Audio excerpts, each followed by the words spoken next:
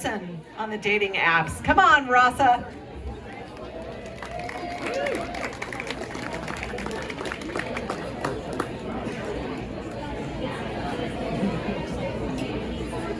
Jesus, that was fucking brutal, wasn't it? I wouldn't mind if I'd written that myself. Okay, let's see what we can do here.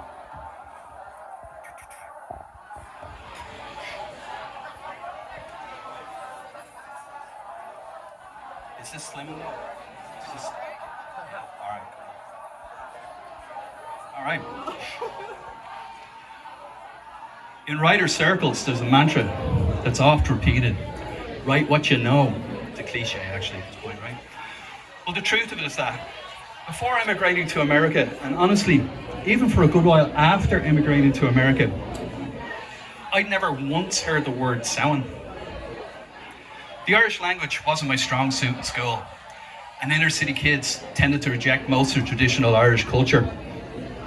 Indeed, it wasn't until the resurgence of interest in all things Irish over the past 40 to 50 years that I paid any attention to the stalwarts of Irish traditional music, Planxty and Christy Moore and Dannon, Paul Brady, and now in modern times, Lancome and the Gloaming. So I'm sorry to break the news, but there was no Samhain in inner city Dublin. No calling out to our ancestors through portals to the other world, as our people had done for centuries. Indeed, the earliest recorded instance of Samhain-type festivals or celebrations can be traced back to writings from the 9th century Ireland. That means that the earliest recorded mention of Samhain is from 1,200 years ago. So we know that its origins certainly predate that again by several hundred or possibly even 1,000 years. Prior to that again, I have 100% certainty that my people were contacting their dead grannies through portals on the land on which I was born and raised. And yet in 1980s Dublin, perhaps the most common tradition from year to year, Irish people get ready to laugh, was a child's Halloween costume of a black trash bag with holes cut out for arms and a head.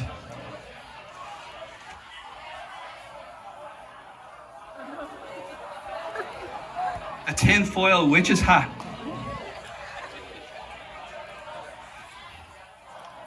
And if you were from one of the wealthiest parts of Dublin, a witch's broom. As a side note, in preparation for this story, I chatted with my sister for her memories of Halloween in our enclave of Dublin 3. She's 7 years younger than me, and I discovered that when her time came around, they'd invented glow-in-the-dark card. Not stickers, they didn't have the sticky part yet, just card. She had the privilege of cutting stars and moons out of that card and gluing it onto her tin-foil witch's hat, which I imagine made for a much more exciting costume.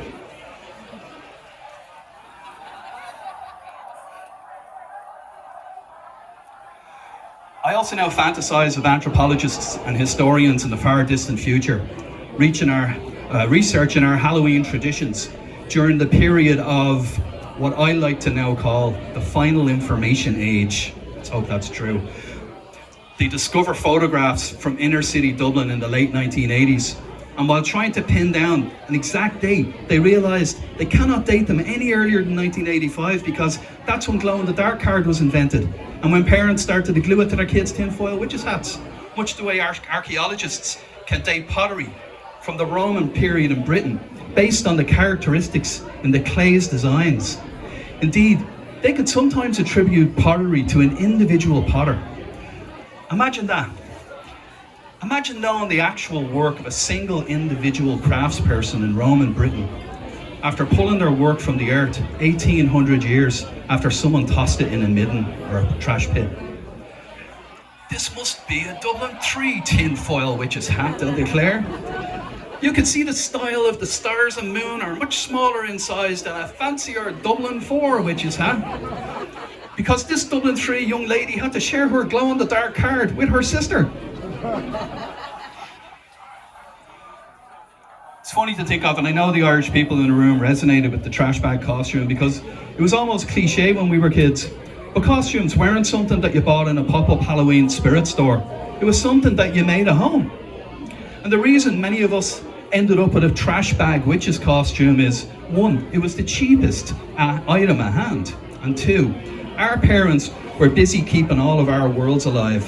1980s Dublin, or Ireland, was a stressful place for our parents who were working and struggling with childcare, struggling to pay the bills and trying to keep our houses warm through the winter. And here's the kicker. This is where we have much, much more in common with our ancestors than we ever imagined. Our great times 100 grandparents who celebrated Samhain in the modern era, meaning after, say, about 1500 AD, would have had very similar struggles to us modern kids with our televisions and our indoor plumbing. Travelling from door to door in costume would have been a very important part of the Halloween tradition. And depending on exactly when we're talking, the purpose could have been to collect fuel for the bonfire, or it could have been reciting verses in exchange for food. The costumes were essential to differentiate themselves from the Outseas or the fairies.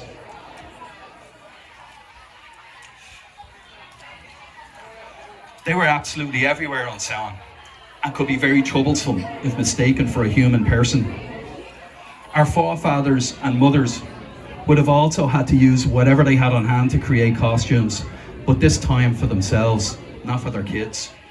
And writings indicate that the very ashes from the bonfires that were lit as part of the ceremonies back then would be used to blacken faces to achieve the desired result. So let's talk about and compare bonfires a bit between now and then.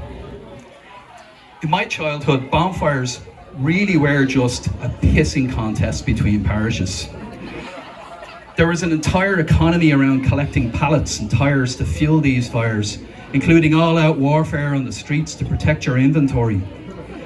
If you can imagine for a second in nature, sometimes the most successful hunting strategy is to simply allow your enemy to hunt the prey. And once caught, if you can swoop in and steal it, that's a massive energy savings. Same with collecting fuel for bonfires.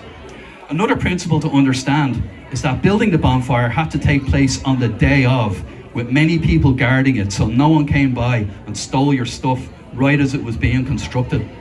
So all that fuel, collected over 7 or 8 weeks prior to October 31st, had to get stored somewhere.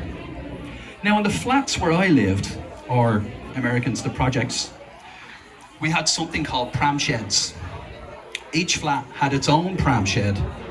They were made up of a building that fronted the block of flats on the street, but built separately from it. It's kind of hard to explain, use your imaginations. It was on ground level, and its purpose was for Dublin's street sellers, like Molly Malone. Do we all know Molly Malone, yeah? Okay. They were for the street sellers to store their prams, which they used to hawk their goods on the streets of Dublin. Because moving a pram to the second or third floor would have been completely impossible. So they had their pram shed on the ground floor.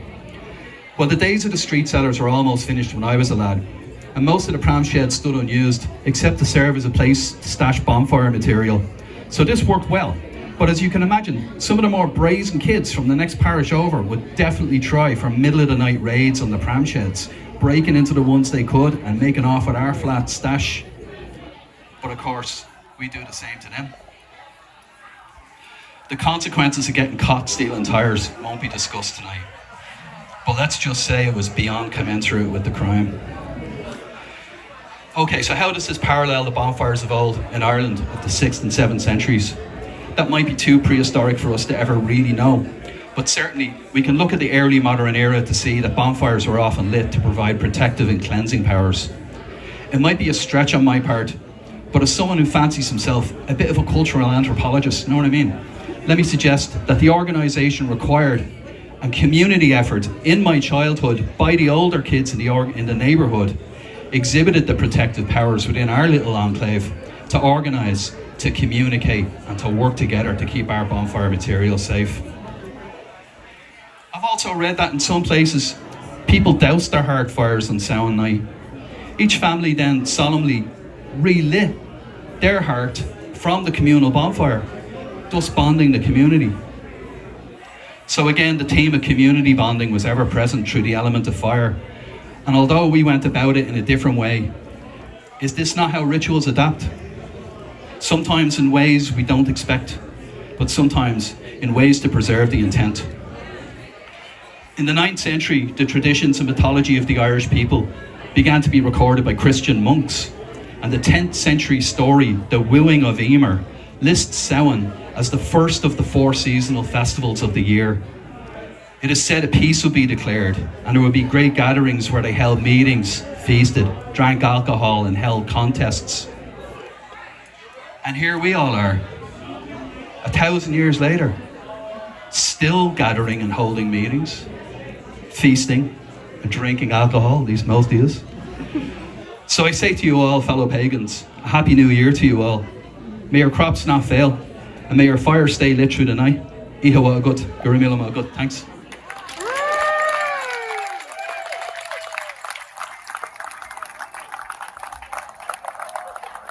Rasa Sharon.